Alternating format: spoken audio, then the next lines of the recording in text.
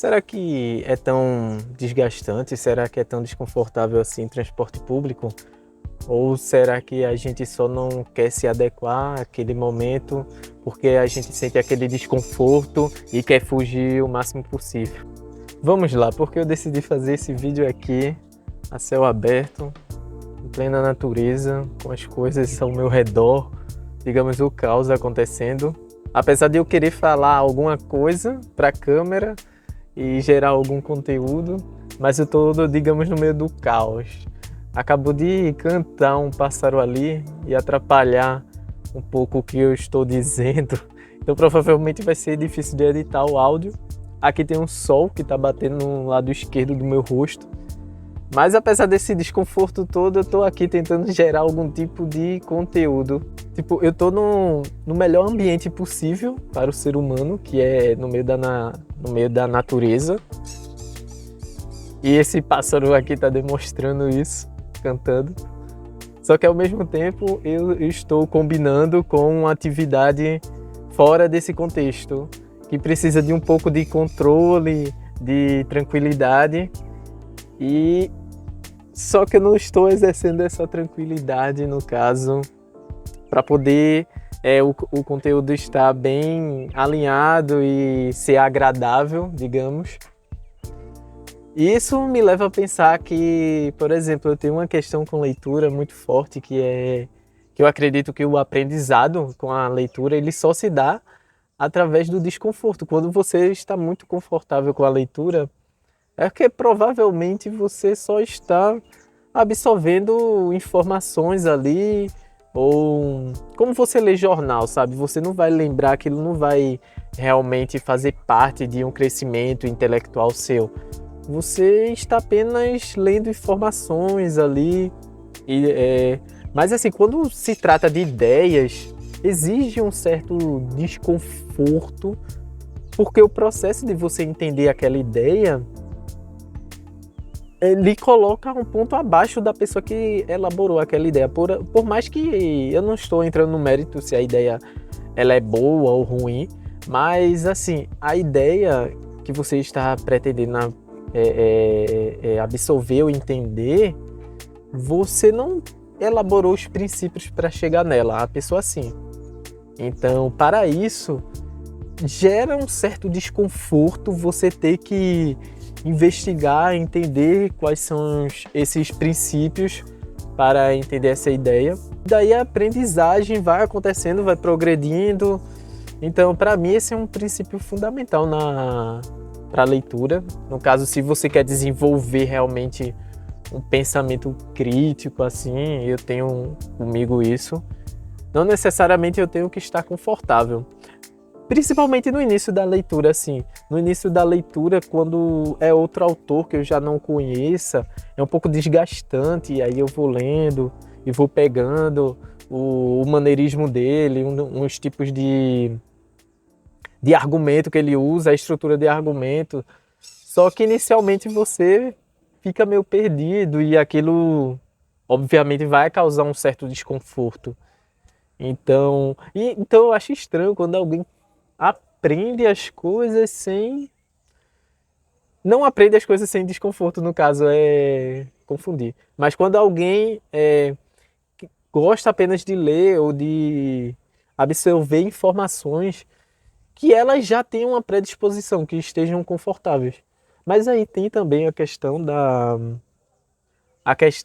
sei lá, do talento, digamos, como entra o talento dentro disso? Tipo, eu já nasço com esse dom e aí eu só preciso procurar em algum lugar da sociedade, tipo, onde existam ferramentas que eu vou exercer esse dom, ou a gente descobre aspectos ali e ele vai coincidindo com nossa personalidade, nossa desenvoltura, digamos, alguém é mais preguiçoso ou descansado. Eu utilizo preguiçoso não de modo pejorativo, mas que a pessoa leva um certo tempo para desenvolver alguma coisa, ela é mais criteriosa, digamos assim. A pessoa preguiçosa, ela é criteriosa, né? que onda. Se você olhar para sua preguiça e pensar que eu não sou preguiçoso, use o poder do seu subconsciente e diga: eu não sou preguiçoso, eu sou apenas criterioso. Então eu quero ver se o negócio realmente vai andar. A pessoa que ela consegue aprender assim com apenas com as coisas que encaixam em, com outras coisas que ela já desenvolveu na vida, será que ela realmente é boa naquilo ou ela só está adequando ao que ela já sabe? Existem pessoas que falam que quem tem mais. Não, é uma ideia no caso. Quem tem mais tolerância a barulho, etc., essa pessoa tende a ser menos criteriosa na sua vida, né? Porque é assim, né? Geralmente em bairros mais pobres, favela, sempre final de semana tem um barulho do caralho, algum som alto, porque a pessoa também está desconfortável com sua condição de trabalho, sua condição de vida, e aí ela tenta extravasar isso de alguma forma. Então, é engraçado como o desconforto ele pode ser utilizado de uma forma edificante, né, para você crescer intelectualmente, mas também se você apenas usar isso como uma fuga de seus sentimentos, ele foge totalmente do atributo bom que ele possa ter em si. Da mesma forma, a pessoa que ela tem se enxerga como esse dom, tipo, ela vai ser mais confortável com aquilo, mas também se ela não utilizar esse atributo de forma comedida, né? Ela vai só se adequar àquele nível dela, já sou bom nisso, vou fazer só o mínimo. Mas a pessoa que ela tem esse desconforto com alguma coisa, digamos, tipo, ela não é boa em tocar música, mas ela fica desconfortável, mas ela quer chegar a um ponto que não fique tão desconfortável. Ela vai procurar investigar mais, vai procurar se aprofundar. Então, acontece isso. Eu queria abordar isso sobre o desconforto. Por exemplo, eu estou aqui, estou no sol, tá essa paisagem bonita aqui atrás, eu considero. Mas também para poder falar para a câmera e gerar alguma ideia com o sol no meu rosto, o barulho ao redor, fica muito difícil.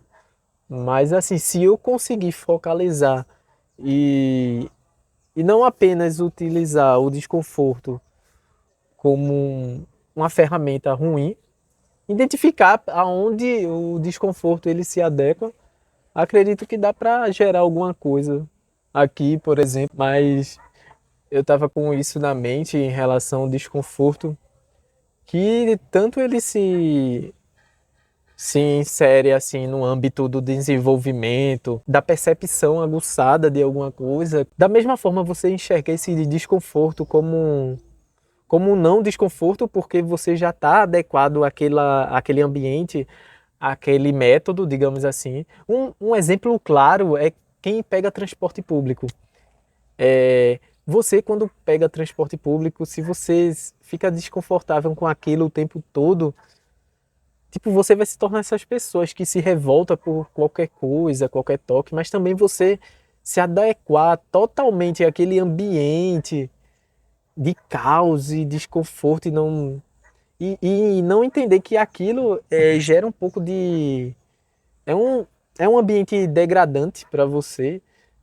Você vai começar a ser medíocre em várias outras coisas da sua vida, porque você vai achar as coisas desconfortáveis, digamos, degradante, ou que, ou que elas não acrescentam coisas positivas, digamos, na sua vida, você vai se conformar com aquilo. Então, esse para mim é um exemplo muito clássico assim, o do transporte, porque por muito tempo eu pegava transporte e aí eu era meio, pô, eu não vou ficar me revoltando, eu tenho que colocar um fone e viajar para outro ambiente, ficar pensando em outra coisa e sei lá, mas também passei anos assim. Mas aí quando eu saí desse contexto, comecei a usar bastante Uber ou outro tipo de transporte sem ser o público assim, né?